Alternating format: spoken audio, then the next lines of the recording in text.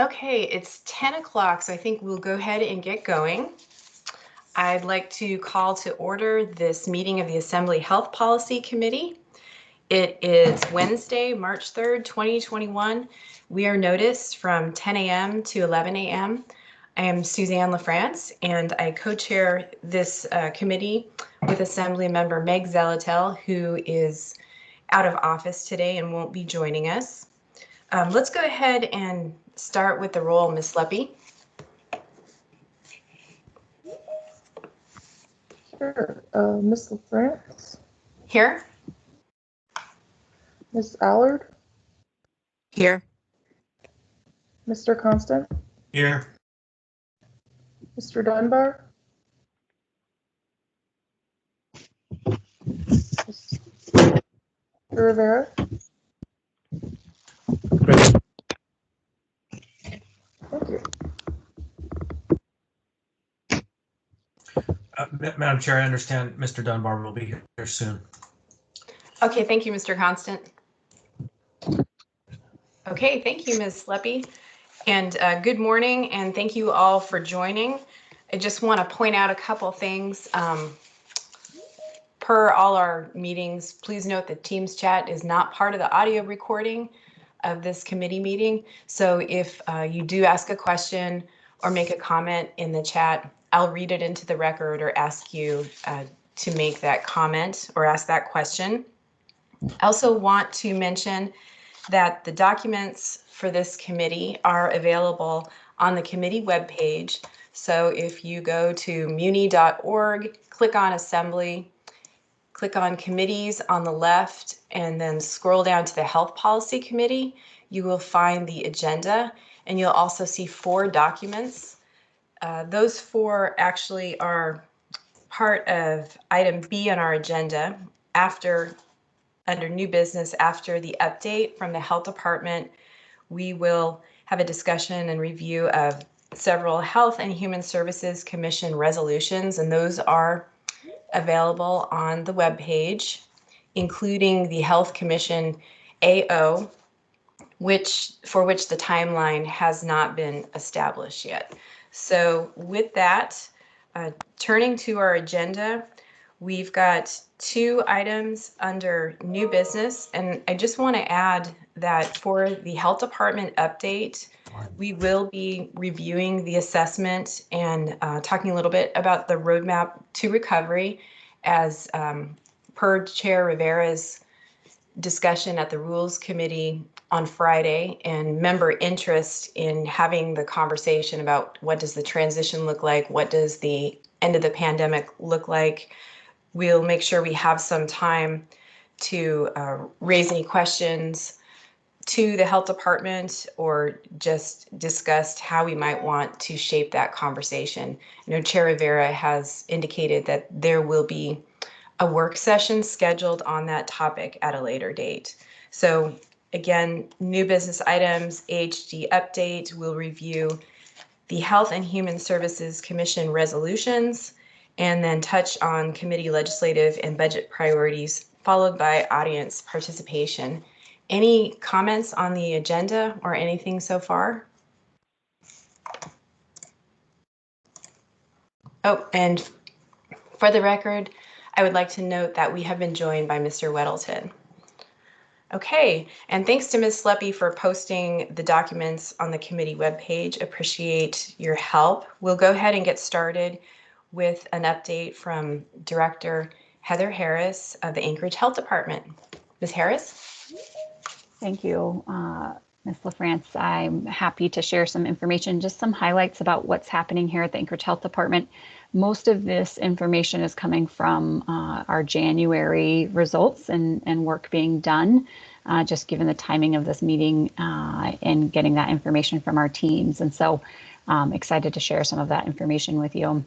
Within our administration division, they have been actively working to coordinating on recruitment for 11 different AHD positions. And specifically, we continue to have a bit of difficulty recruiting and retaining public health nurses and nurse supervisor positions overall. So a lot of challenge there, and the team has been working to recruit in those areas. We've also been working on several different contracts, getting them in place or extended, about 7 or so, with some of those including the Housing Problem Solving Case Management Grant with Choices, in working with some of our persons experiencing homelessness at the Sullivan Arena. Our administrative staff have also been participating and supporting in the vaccination points of dispensing clinics at the Alaska Airlines Center and assisting with vaccination appointments with the call center. And really several within the health department staff overall have been jumping in to support the vaccination efforts within our community where those needs arise throughout the month. We've also continued to work with the administration and really trying to get as many COVID FEMA funds included in the municipal departments and to the health department, and really trying to capture all of the funds and expenses in that way to get that FEMA support. The administration division has also been quite busy with the animal control code changes recommended and being reviewed by the Animal Control Advisory Board.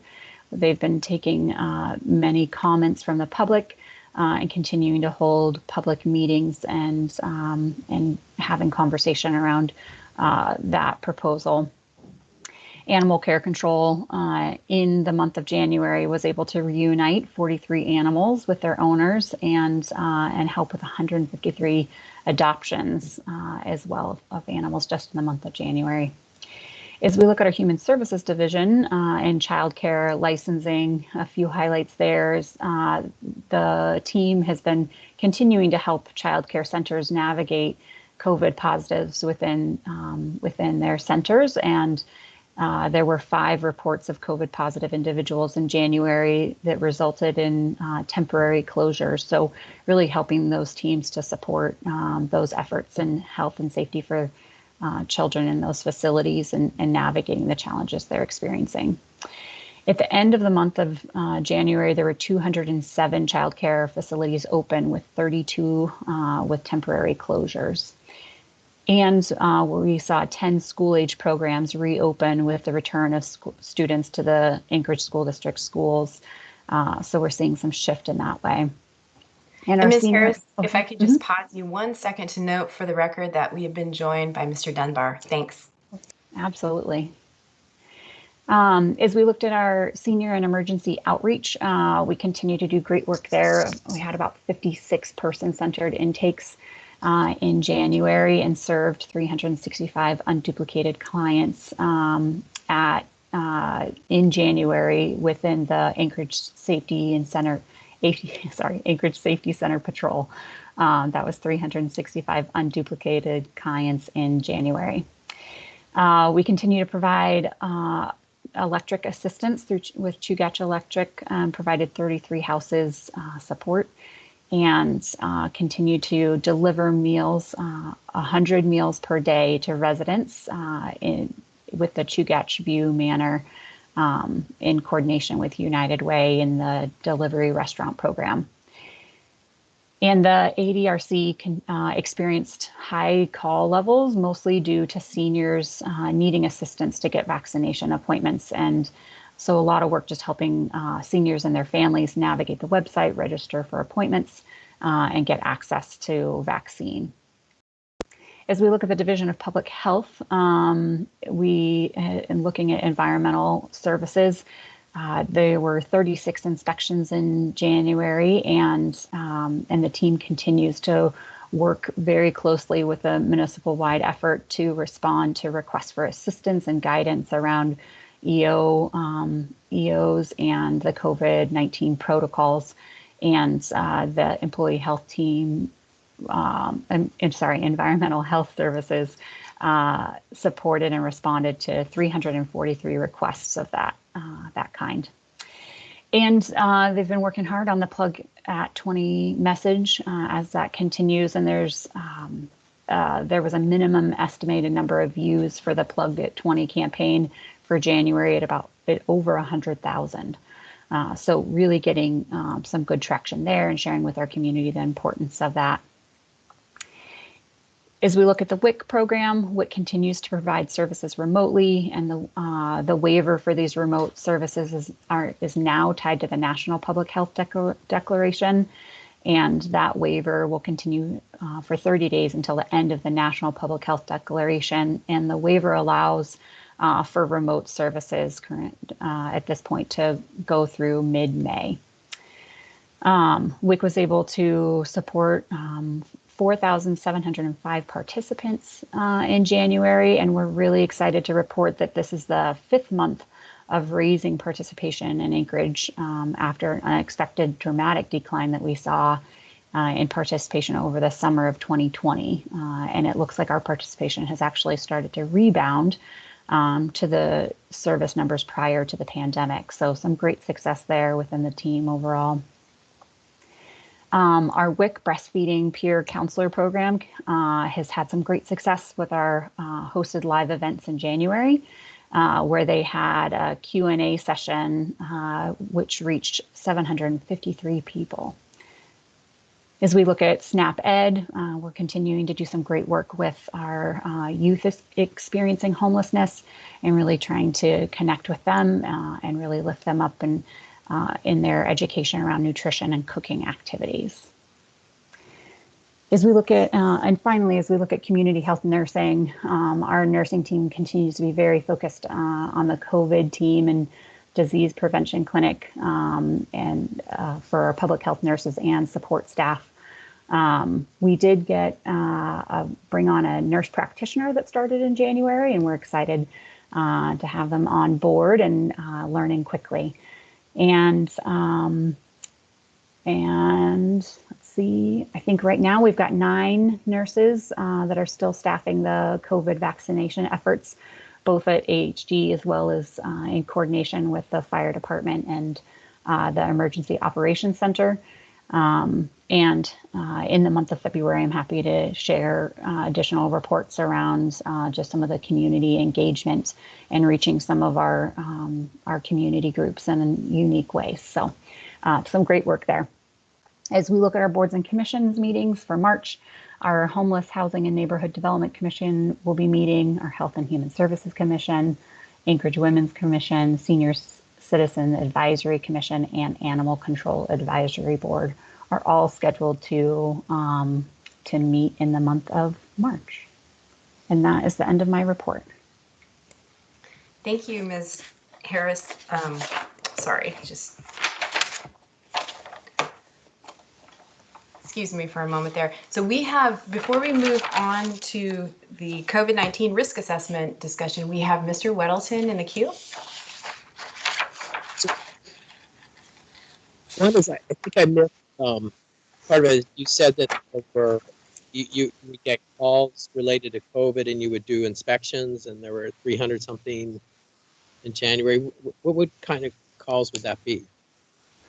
So our environmental health team is very involved in lots of questions around emergency orders. So they are helping restaurants navigate things around emergency orders, but also COVID-related safety precautions, as well as working on, when there's event planning and opportunities in our community, like we just saw Rondi happen over the weekend. Those types of questions and plans also come to the environmental health services team to provide consultation and support in coordination with the administration. Okay, good, thanks. Yeah. We've gotten $10 million for contact tracing, just in time, seeming to need that. So what, the status of that, and what do we do with all that money if we don't have that many contacts to trace? Absolutely, great question. So as that contact tracing contract gets up and running, they're still being used for contact tracing. So we still have cases and still need to do strong case investigations. And so what that does is it also frees up some of our public health nurses. So prior to the contract and prior to vaccines, our team was really focused on contact tracing. Our public health nursing team was, And so it relieves some of that pressure from that team to be able to move in a different direction. Right now that's really around vaccine, and frees up those staff members to be able to be proactive in that space in vaccine. And maybe one day actually get back to some of the other public health nursing activities and needs that we have in our community. And the other thing that we're really working on for that contract or that contractor is to shift some of their energy around vaccine education. And so we're exploring right now how we can best utilize that contract staffing time to focus on the vaccine efforts and education as well. Very good. Thank you. Mm-hmm. Thank you, Ms. Harris. Thank you, Mr. Weddleton. Do members have any questions at this point? Okay, I think we can go ahead then. Ms. Oh, LaFrance. go ahead, Mr. Constant. Quick one. Someone else asked me to ask for details about if Heather, if you want to talk about the possibility of mobile vaccine clinics, pop-up events, and how that's going to evolve. Yeah, absolutely. We're really excited about that opportunity. And we saw, we saw early in the rollout of the vaccine, we had a lot of focus and energy to stand up these mass pod locations like the Alaska Airlines Center, Anchorage School District, locations like that. And also the Emergency Operations Center was getting the contractor up and running to be able to provide vaccine or to administer vaccine in our community. So the contractor will also do some of those larger pod or drive-through clinics. But as that infrastructure was set up to really meet the goal of speed and getting vaccine in arms as quickly as possible, it's now starting to really, we're starting to focus some of our time into the equity lens and focus that we have at the health department around vaccine as well. And so the contractor will have some capacity to be able to do mobile vaccination clinics. And the Anchorage Health Department team of public health nurses will also be part of these kind of mobile vaccine clinics that can go to different locations. And we saw some success with that. We worked with our local vaccine allocation advisory committee, who said very clearly that we needed to go to them and go to locations that that people feel most comfortable, and sometimes that looks like a church, sometimes that's a community center building, and we are focusing some of our efforts on those mobile clinics here at the health department to really be focused on individuals that have higher negative outcomes within their community. So we did a clinic at a church here in the community that primarily focused on Native Hawaiians and Pacific Islanders. So we'll get to do more of that, and we're really excited about that opportunity. That also ties into homebound individuals, other congregate settings. We had some success this week as well around vaccination clinics at the Sullivan Arena for our persons experiencing homelessness and some of the other shelters as well. So I just went ahead and posted the link to sign up for a mobile clinic that was given to me by the incident commander.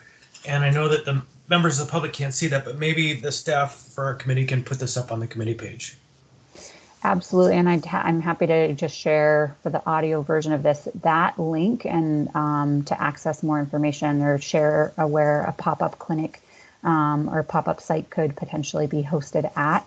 You can go to the Muni COVID page and go to the vaccination page. As of yesterday, it was a little bit hard to find, so I think we're shifting to try and make it a little bit more prominent on the web page itself. But as of right now, it's at the bottom of the page, and you can fill out a form to share a facility or location that would be good for a pop-up site. Thank you for pointing that out, Mr. Constant. Thank you, Ms. Harris. Thank you, Mr. Constant. We've got Mr. Dunbar in the queue next.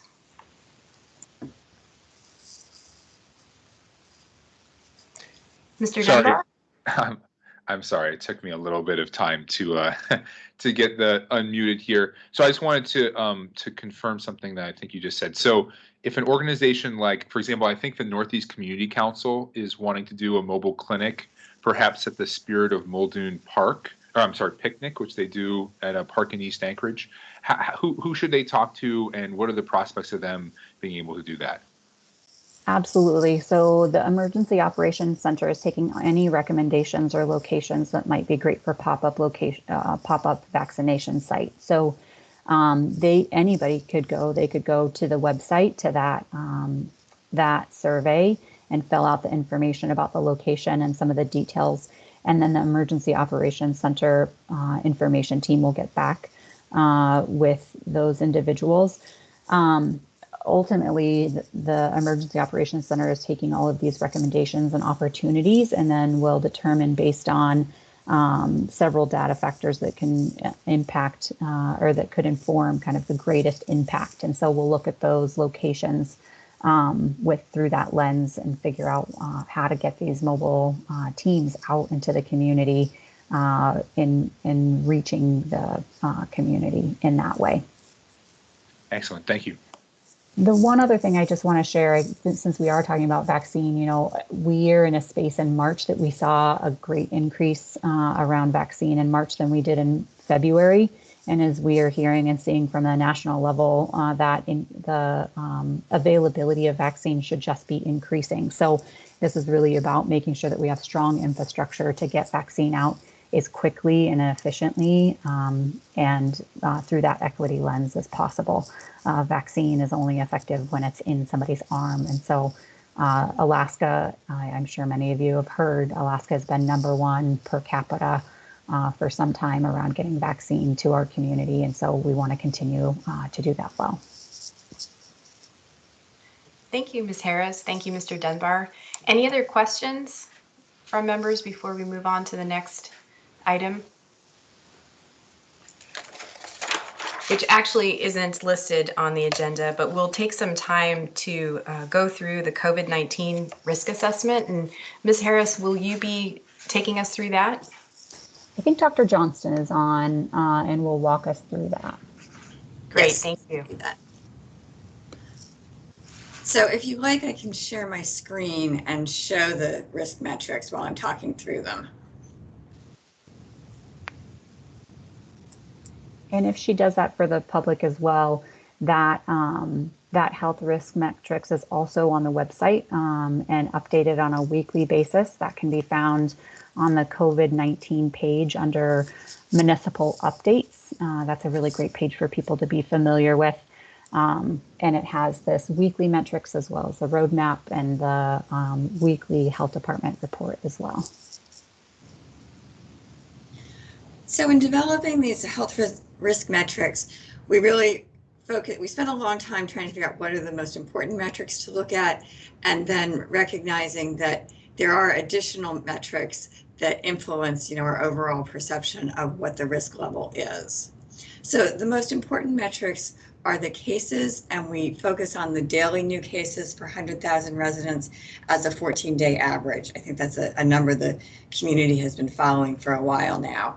And we're currently just under 13 new cases per day per 100,000, which is about 37 to 39 cases per day. In setting the risk levels for each of these metrics, we consulted with a number of different national and internationally recognized standards to try to figure out the best place to put these, the cut points.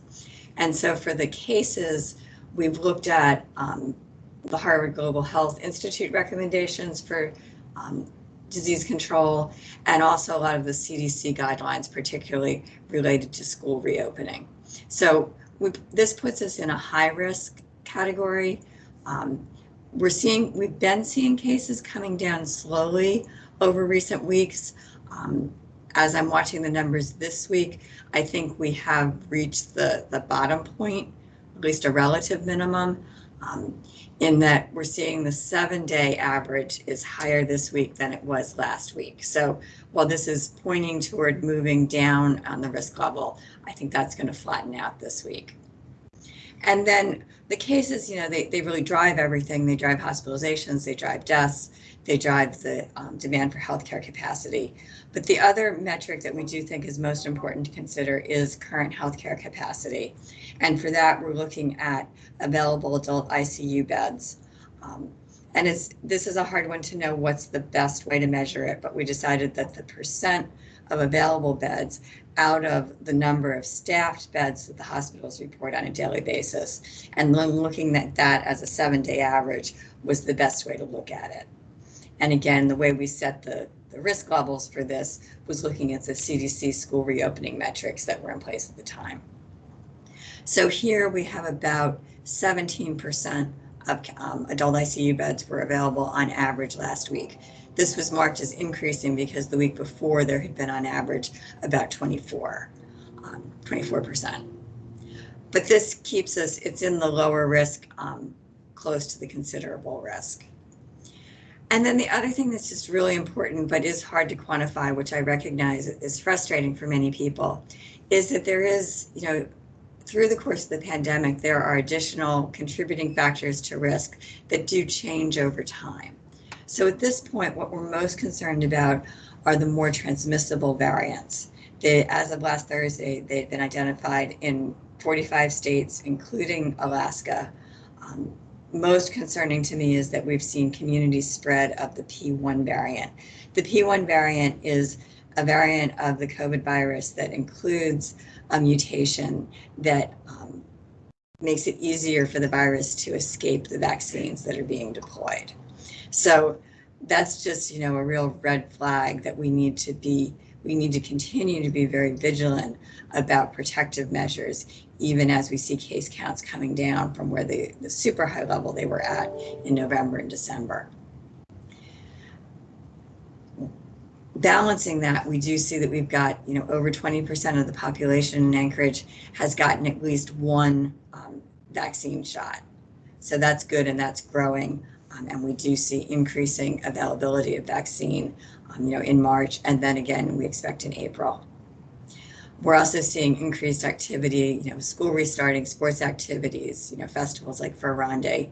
So those are also things that are places that we're going to see more mixing of large groups, and just an area that we want to keep in mind. The additional metrics that we look at the R0, this is the effective infection rate. This gives us an idea of whether the number of cases are going to be increasing or decreasing. We talked about this a lot early in the pandemic. If we're above 1, then we're seeing more cases, an increasing average, and if it's below 1, it's decreasing. We've been hovering just below 1 at this point. So we're just staying at that flat level in terms of cases. We're also trying to be forward-looking in terms of healthcare capacity. So Dr. Tom Hennessy from the university has been running a CDC model for surge capacity. And it's tricky to try to report on healthcare models. And so the way we're reporting this is what percent increase could we sustain in the infection rate and still be able to have sufficient ICU beds available over the next 3 months. So at this point, we could see about a 50% increase in the infection rate and still have sufficient ICU beds available. And then the last thing we look at is the test positivity, the percent of test results that are coming back positive. Part of the reason this is so important is that the higher this number is, the less reliable the case counts are. We have been able to put in place a robust testing infrastructure in Anchorage. And so at this point, we're seeing a low percent positivity. There is a little bit of concern that as we're seeing testing volume come down, which makes some sense as cases come down, but there's also some concern that we have a segment of the population that's testing on a regular basis, and we have the virus under control in that population. But then we've got another piece that's starting to disconnect from testing, which makes it a little harder to know what's going on there. So we're really encouraging particularly frontline essential workers to get tested on a regular basis, particularly as we have more transmissible variants threatening in the state, that we want to make sure that we're catching those as quickly as possible. So this overall risk level is really a consensus based on these metrics, giving more important weight to the cases and healthcare capacity, but taking into consideration all of them. And at this point, we see ourselves right on the border between the high risk and considerable risk. And we have been coming down.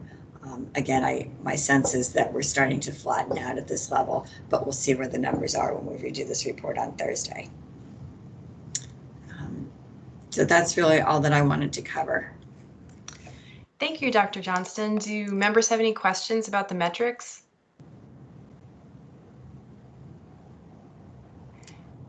Okay, I don't see anyone in the queue. Director, oh, is that you, Mr. Weddleton? Yeah, sorry, I was trying to get in this chat. Oh, go ahead.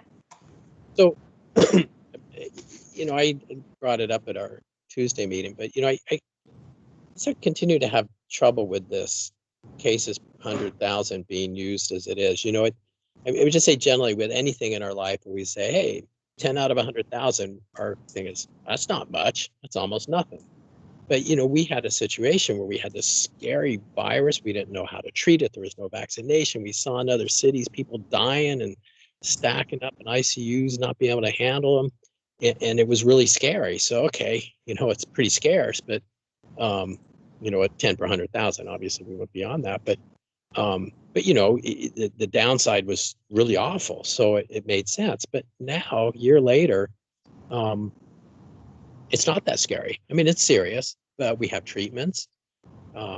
People aren't dying in droves. We've increased our healthcare capacity around the country, and obviously here in Anchorage substantially. We're not threatening that healthcare capacity. So using that same threshold of 10 now, and 10 again is not much, it just seems like it doesn't make sense. It was hugely scary and the downside was awful a year ago. Now it's far less threatening, threat, but not nearly what we feared a year ago. I mean, so how could 10 still be the threshold? It just doesn't seem illogical to me. It seems like that bar would have moved somewhere. But we have huge decisions based on that puzzling number. And because these are such huge decisions, we've spent a lot of time consulting, with experts or the published expertise. We're particularly keyed in at this point to the CDC guidance regarding school reopening. And it is confusing. It's very unfortunate that, from my perspective, that they're using a weekly total count, and we early on focused on a daily count. So it is hard sometimes to make the go between the two. But 10 cases per 100,000 on a daily basis would be 70 over a week, which would still put us in the second highest risk category for the CDC reopening. I know these numbers sound small, but as we've seen, the virus is very persistent, and this isn't every day. So we're looking at, when we say 10 cases per 100,000, that's 29 new cases every day in the municipality. Viruses have a way of they're very insidious in their ability to spread. And the other thing that I just want to mention, it's a little counterintuitive, but I find it concerning that we're at this level of spread that's really where we were in between the peak in July and then the peak in November, even though we have over 20% of our residents with at least one vaccine shot. So what that tells me is that even as we reduce the number of people who are susceptible to the virus, we're still seeing that steady level of transmission. And so that means either, and I think it's a combination, that people are letting down their guard a little bit in the protective measures, or the virus is getting more transmissible. It's mutating in ways that help it to spread, which is what viruses do. So I do think it's important that having all the vaccine out there is great, But it also means that the same level of number of cases that we're looking at over the whole population is really concentrated in a smaller number. So that's being more transmissible. I'm not sure I have a better answer for you on that. I know we all want to be done, but from my perspective, the virus is not done. Thank you, So- Dr. Johnston. Oh, go ahead, Mr. Weddleton. Yeah. I still don't get it. How that bar, the threshold, I mean, would stay the same for the virus we're dealing with now is not equal to the virus we were a year ago. It is simply not as threatening. And it's a threat. And don't get me wrong. Like in my business, we're all about this stuff, and I expect it. And I don't go to places that are risky, so I'm not. But it's just the same threshold. It simply doesn't make sense. It doesn't compute. And then we're not over with the virus. Okay, we'll never be over with it. I mean, are we striving? We're not done till it's COVID zero.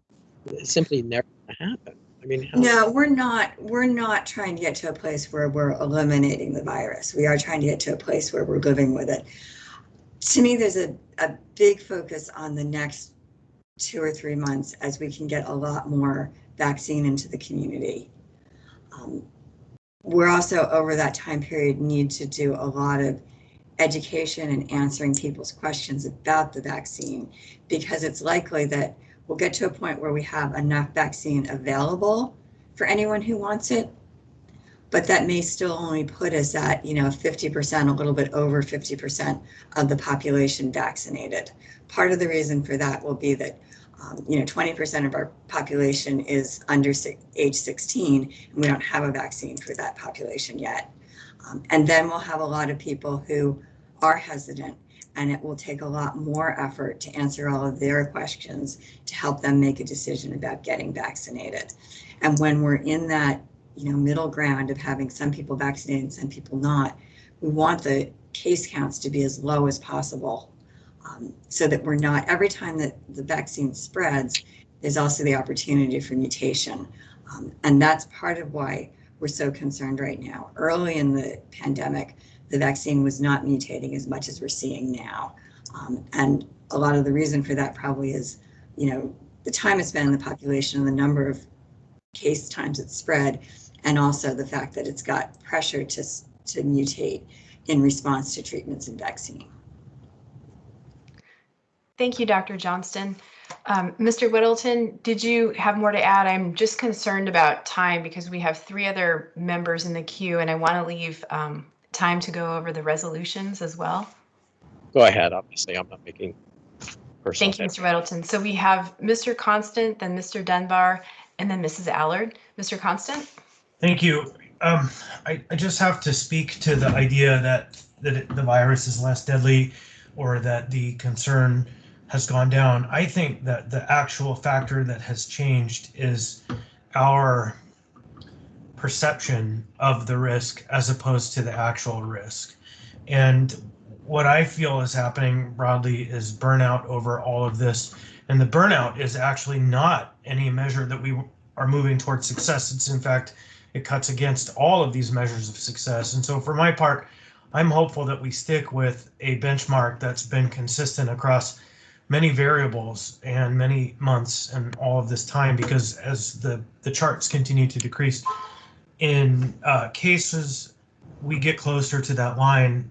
It's us using a data-based approach as opposed to us giving in to our worst fears, or to not our worst fears, to basically just being tired of this conversation.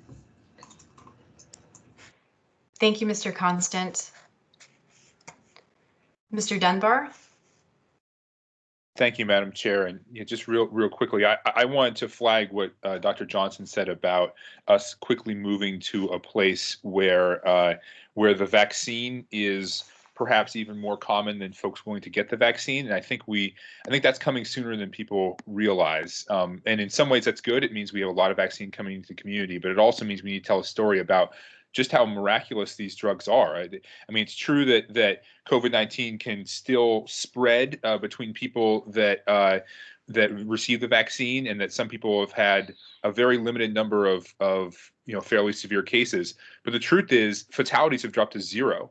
No one who has received the vaccine in any of the trials, or to my knowledge, who has received it out sort of in the wild, has died of COVID-19, which is just a huge success story that I think we need to do more to stress. But the other thing I wanted to point out, so Dr. Johnson, you were talking about why numbers might be holding steady now, even with the vaccine. Is it possible that that's partly related to seasonality? That coronavirus, we know, spreads more when it's cold and dry, and the weather in March is more similar to the weather in December than it is the weather in August and September in Anchorage. And then, I mean, that perhaps is encouraging. It means if we can hold through this month, then perhaps next month and the month after we might see even more gains. I do believe that the weather does have a big factor on things, and that's another reason, just as you're saying, that idea of holding on, trying to be really vigilant over the next couple months, because then we will have a summer respite where people can be outside more, which will give us more time to try to get vaccine to people. So hopefully when we go into the fall, when it starts to get cold again, we'll have a higher percentage of people vaccinated and a lower transmission rate, which would be a great position to be in. Thank you. Thank you, Dr. Johnston. Thank you, Mr. Dunbar. Mrs. Allard? Thank you. Dr. Johnston, on the dashboard, it says there's 63% of persons that are over 65 that have half the vaccination, meaning they have their first dose. So they're going to get their second dose probably within the next 14 days. So I would assume within 21 to 28 days, we're going to see 63% of the 65 and older population fully vaccinated. So I guess I'm trying to find out, what do you consider living with it?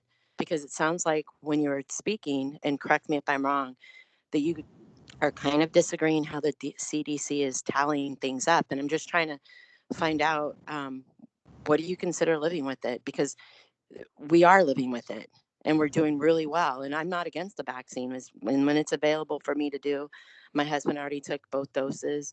I plan on doing it too. It's the right thing for me. So I'm just curious, what do you consider living with it is? Because like John, I'm really confused on why we're not moving forward today. So I guess I think that I am following the CDC guidance. I am very concerned about variants. I'm an epidemiologist. I'm spending lots and lots of time reading about this. And I am concerned about variants that from my perspective, we still have a relatively high level of transmission within the community. And that's why I'm most focused on wanting to bring this down. But I think that's very consistent with the message that we're seeing from the CDC leadership.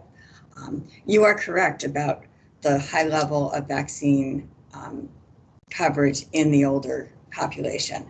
And that is great, because those are the people who are most likely to be hospitalized and to die. And so I'm very happy to see that.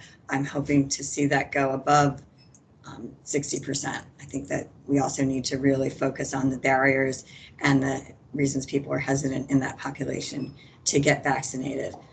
But that still won't stop transmission throughout the community. And I continue to be concerned about that. But the metrics that we're using are consistent with the CDC and other respected health organizations. So I think we are being consistent. Thank you, Dr. Johnston. And we'll have a quick follow-up from Mrs. Allard, then a brief comment from Mr. Constant. And then perhaps we want to have a special meeting to continue this conversation, because it seems like there's interest in doing a deep dive and we haven't gotten to the roadmap yet. So Mrs. Allard, briefly, please. Yeah, thank you. Just real quickly, the entire state is opened up. Everywhere in the state is completely opened up. Other states have opened up as well. So my question is, and maybe you need some time to think about it or get me that information, are there any other doctors in the state that are supporting Anchorage staying locked down that will come out in public and say so, because Department of Health and Social Services, we're open. So is there anybody else supporting, a medical doctor supporting to continue to keep Anchorage locked down that will testify besides Dr. Hennessy, somebody who's more neutral, meaning someone that's not working for the municipality? Do you know of anybody, Dr. Johnston? Through if I'd like to address that, Ms. Allard, this is Heather, the director of the health department. I was actually asking Dr. Johnston. Could she answer that, please? I don't have an answer to that question. Okay. Whether you'd like, I mean, we could look for someone to answer the question, but that's not the type of thing that I've been focused. I mean, I talk with people in the state who are supportive of what we're doing. Oh, okay. So, okay, then I would ask Ms. Harris. Ms. Harris, is there somebody from the state that can testify on Tuesday night that we should continue to be locked down?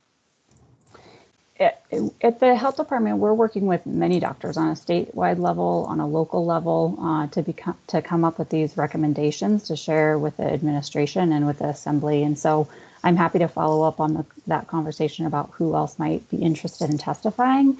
But from a health department perspective, we're in regular conversations with several doctors, and ultimately these are the decisions and recommendations coming out of the health department. And thank you, Director Harris and Mrs. Allard, for raising those points. We're going to need to take this as a follow-up item. And again, I think there's interest in perhaps having a special meeting on this topic. Mr. Constant, very briefly. Yep, two things. One, I reject the notion that Anchorage is, quote, locked down. We have mandates, but we're not locked down. And second, Ms. Allard, I just wanted to let you know that I was told yesterday, and I can't confirm this yet, but any veteran, I was told, is allowed to get a vaccine at the VA now, no matter what their health condition or age. Thank you, Chris. Yeah, my husband did already. I appreciate that. Thank you. Okay, thank you, Mr. Constant. And we don't have enough time to get into the roadmap to recovery, so we're going to need to come back to this at a later time. But at this point, I want us to move on in the agenda to our second item, the Health and Human Services Commission resolutions. And I believe that we may have Donna Mears, the chair of the commission, on there. And the commission's purpose is to advise the municipality and the assembly on health and human resource issues. And they recently passed 3 resolutions, which are on the webpage. And is there, Ms. Mears, are you available? Yes, I'm here. Okay, would you like to take us through those? I understand we may also have Shayna Kilcoyne who can speak to one of them as well, but I'll turn it over to you. Thank you. Thank you very much, Ms. France. I'm going to try and keep things short here as we don't have much time left. But thank you for inviting me. I appreciate the opportunity to share some of the items the Commission's been working on, as well as the opportunity to increase their impact. Things don't work very well if we're only discussing them in committees. The Health and Human Services Commission purview is a little bit more broad. There's a lot of very specific boards and commissions that under the Anchorage Health Department, some of which were talked about earlier today, like animal control. We did look at updating our code that regulates the commission. Some of the impetus was the removal of a codified yearly report. The Anchorage Health Department is really so deep and broad with its range of services, a volunteer commission can't possibly get into it. We really need to rely on the department working on their goals and strategic planning rather than a volunteer board.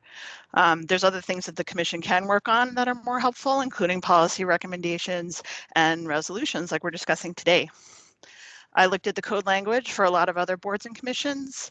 It's inconsistent, so this update works to align our commission's code with some of those others as well. We broaden the definition of diversity.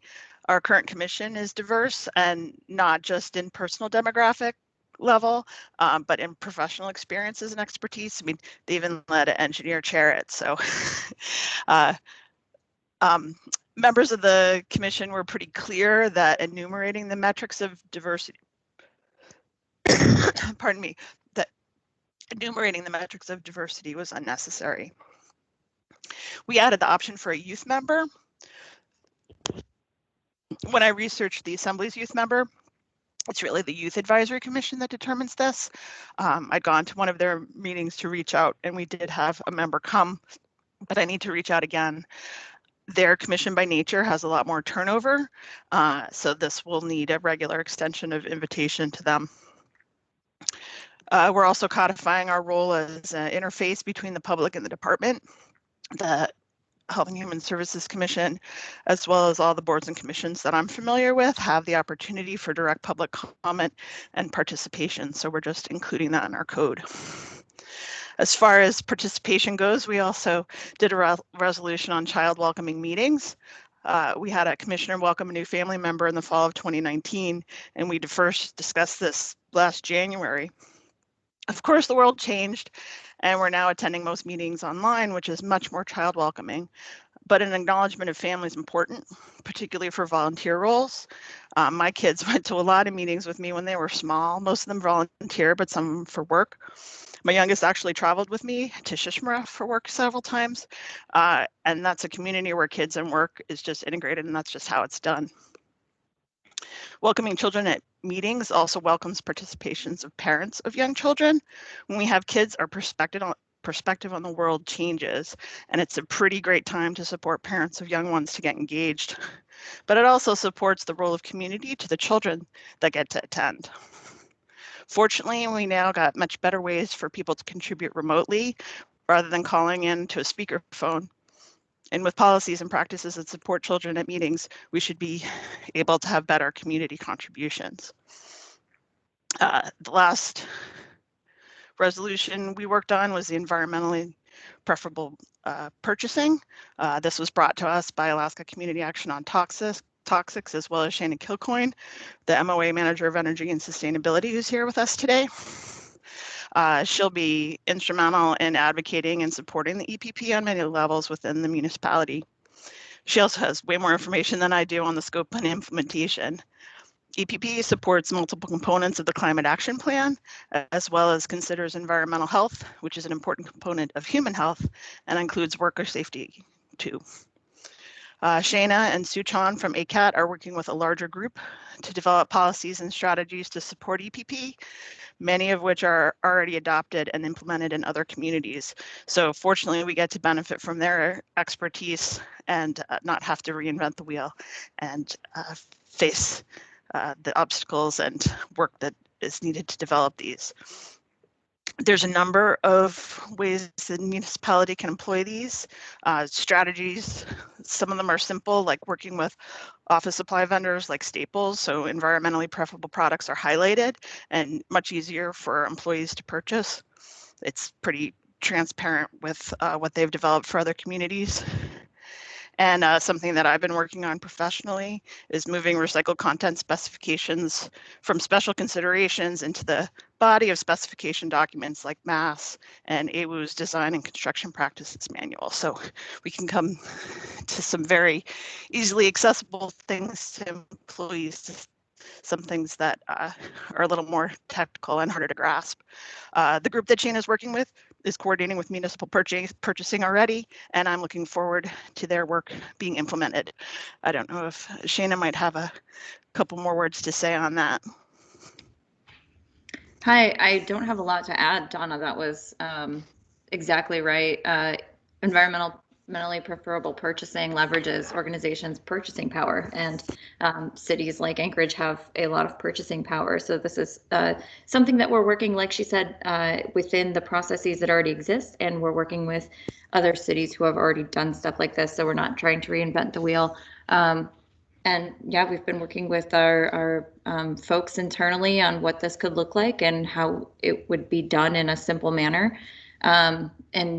The cost is often a big question in these kinds of things. So we're very keen to that, especially at this time, not looking for policies that will increase our costs. A lot of these can decrease our costs, especially with looking at long-term products and our environmental health. So I'll stop there. If there are questions, we could take them. I've got a little conclusion ready for all of it. So again, I want to thank everybody for including us today. I've listened to several Health Policy Commission meetings, but would love to collaborate more formally moving forward. Natasha Pineda really encouraged the Commission to be more proactive. We had a great retreat in 2019 and identified some solid upstream policy items to work on.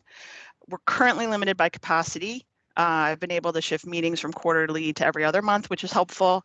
But all the other members deal more directly with people than I do, and they're at capacity right now, dealing with the pandemic. I'm looking forward to working with Director Harris more, but she needs more capacity, not just in many other ways as well. We're also down a member. I know we've had at least one amazing applicant, and we'll need another applicant for October's regularly scheduled renewals, if not before. And it would be really great for those of you that are engaged in health policy to work on recruiting. But boards and commissions are really a great opportunity for community involvement. It's a real, it's a much more direct way than assembly meetings to direct community outreach to individual departments. And I also wanted to thank you guys for the discussion on the pop-up and mobile vaccination opportunities. Our meeting was pretty exclusively on equity for vaccinations. The one-day dose Johnson & Johnson vaccine, as well as increased availability, will really be able to move vaccinations deeper into our community and help us move forward, which is all where we're all headed. So thank you all for your work in advocacy. We're at the end here. Leadership has got my contact information if anybody's got any more follow-up that they want to work with us on. Thank you, Ms. Mears and Ms. Kilcoyne, for your comments today. And thank you both for your service on the commission. I think that it would be great if you wanted to be included on the agenda with a regular update, as some commissions do with other committees. So that's something we can definitely discuss how you'd want to approach it. Do members have any questions on the resolutions or on the commission? Okay. Well, we have Mr. Constant. Go ahead, Mr. Constant. I know it's like a little thing and it's probably in the code somewhere. And we've been having a bit of these conversations of late. We've changed the department to the health department. Did we consider changing the commission to the health commission, just or some other name to make it comport with our practice? I think we'd first looked at this code update prior to the Anchorage Health Department name change. We move a lot more slowly than the department does. I still think that that's appropriate, but we can bring that up in the commission again as well. There's not a timeline that we're working on. This is not a time-sensitive update, so I can bring that back to the commission for discussion. We meet next week. Great. Thank you, Ms. Mears. Thank you, Mr. Constant.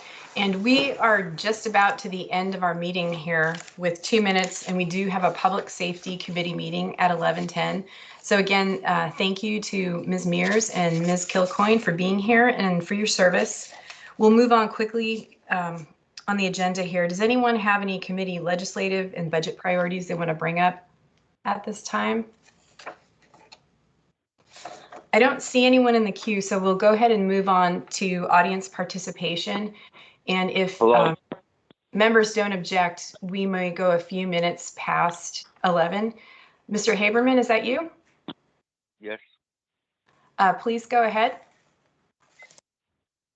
Yes, I set my timer. A couple of things to bring out. Number one, I'm glad to see so many people are getting vaccinated in our country. A particular note that around the world, a good number of countries haven't vaccinated at all. And if we're dealing with travel, particularly those, Alaskans expecting people to visit Alaska, the fact that so many countries have not been vaccinated is alarming. Okay.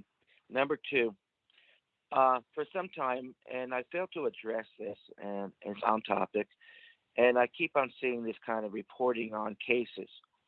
Now, what we've been hearing, when I say we, you and the public, is in reference to the scenario of so many cases that day, and now we're seeing a longer term to get what those cases are as far as number of cases, there's delays and all that. But what is not being said and not being reported is when those cases are announced by the media, okay, what the public is not being told is how many cases in reference to how many people that have been tested. Like, say, if there were 200 cases in Alaska, how many tests were done in Alaska that day? That's not what we're being told. So it's really hard to picture what the situation is in our state and in our country when that critical information is not given out.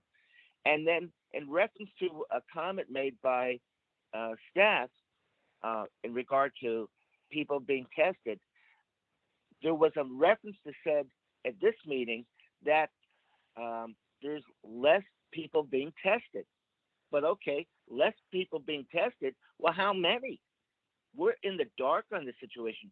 And being in the dark of the situation, we do not get a clear picture of how serious it is at this moment and for tomorrow and the future. This is not the way to handle the scenario.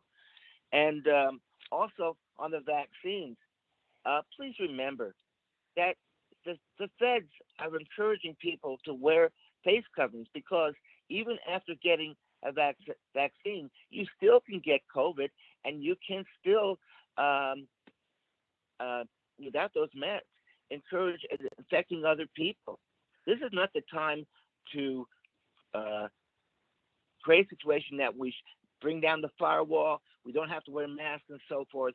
And I remind you also, your next door neighbor in the valley, it's a wild, wild west. It's even going more and more where their lack of complying with masks and so forth. And restaurants in the valley are packed with people and hardly anyone I see wearing a mask. It's very unsafe out there. And thank you very much. Bye. Thank you, Mr. Haberman. Appreciate your participation. And with that, we are after 11 here, and Director Harris has put a note in the chat that she's happy to share where testing numbers are available publicly. And with that, thank you all for joining, and thank you to the Anchorage Health Department. I will entertain a motion to adjourn. So moved. Thank you. Thank you all. We are adjourned.